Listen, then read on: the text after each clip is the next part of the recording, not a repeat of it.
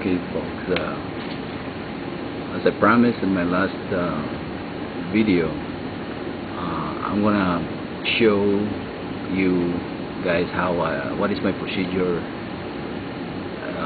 in turning the case.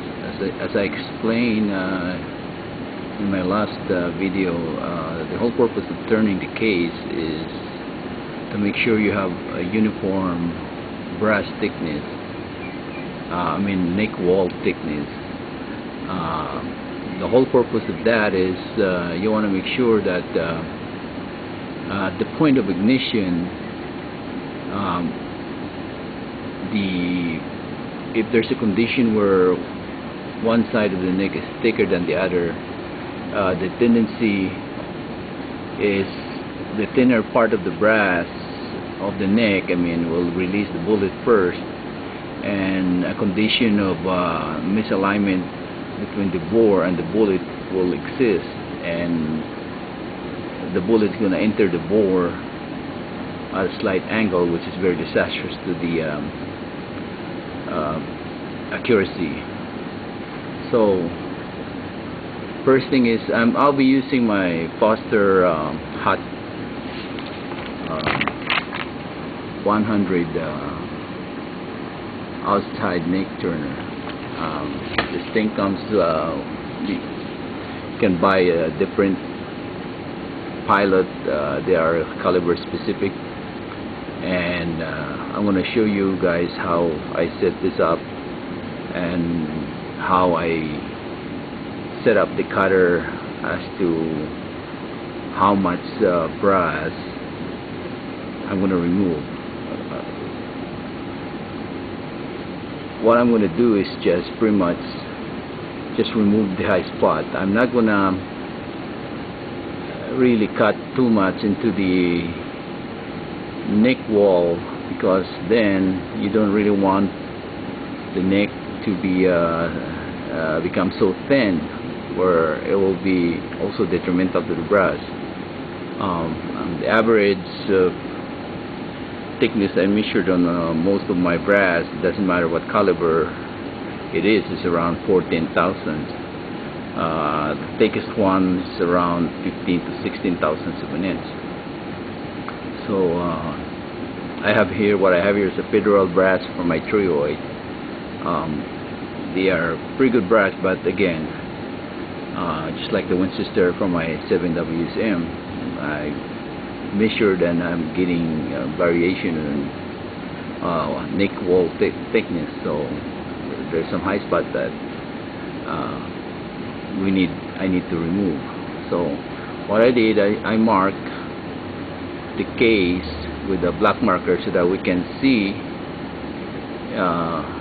exactly where the blade's gonna be cutting into this neck wall, and then it will show really where you want the carbide to stop cutting. You don't really want to cut the shoulder part of the case. You just want to cut just right here at the juncture between where the shoulder meets the neck. That's where you want to stop. So to do that, you have to set up the mandrel or the pilot on your neck turner, and the way to do that, you have a 6 screws here that lock it in place. You have the cutter, carbide cutter blade, and I have the depth adjustment knurled knob right here, and they are graduated for 1/1000th of an inch. And so this is how I set this up. First, I push this case all the way until there's a stop right here at the end of this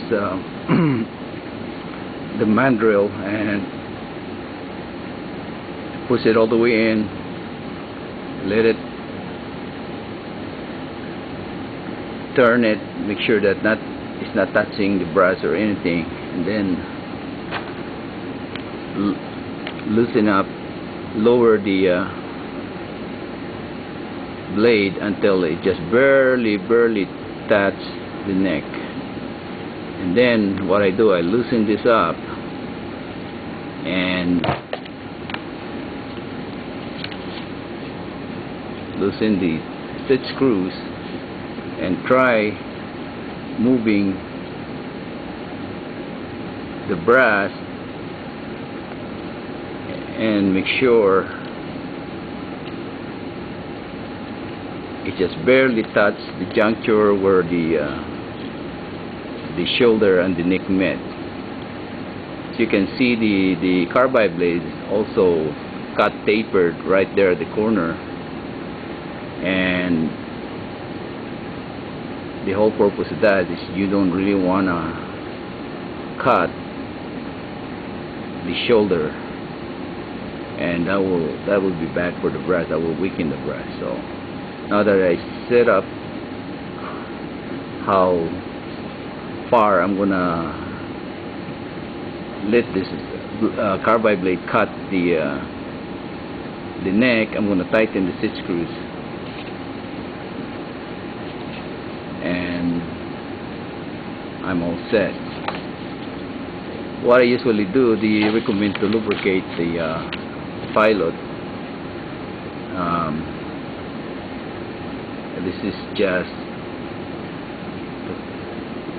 to ease up in when you're turning these things, you can feel like a little tightness in it, because this mandrel is only about between 2 10,000ths of an inch smaller than the actual bullet diameter. So in actuality it is really tight. You don't really want play in there, because you want to make sure that the blade will cut more evenly. There's no wobble in your case. So what I usually do, I go ahead and loosen it up, make sure that there's no backlash, turn it and really pull the case out, and I usually use my blade, my drill attached. I'm using this Lee case holder, which is pretty good, and again using my Chiapo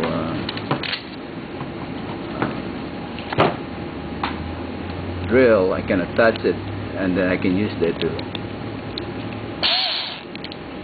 do my neck turning, which is faster. Or you can use this case holder that comes with your neck turner, and this you can hold the case with this, and you can turn it slowly. You don't really want to turn it faster. Actually, you have a better cut by just turning it very slow. So we're going to use this so that we can see better as to how much cut I will allow this carbide blade on the brass. So I usually also recommend to lubricate the mandrel. So what I do, I use this Hoppy's lubricating oil, really cheap. So just put just a little drop on it around the mandrel. That'll be good enough to lubricate the case. You can throw this case in the tumbler after you're done neck turning, and that will clean that oil off the neck. So now I'm gonna put this back, and then as you can see, it's not cutting yet because I haven't really adjusted the blade yet. So I'm going to turn this adjustment knob, turn it only like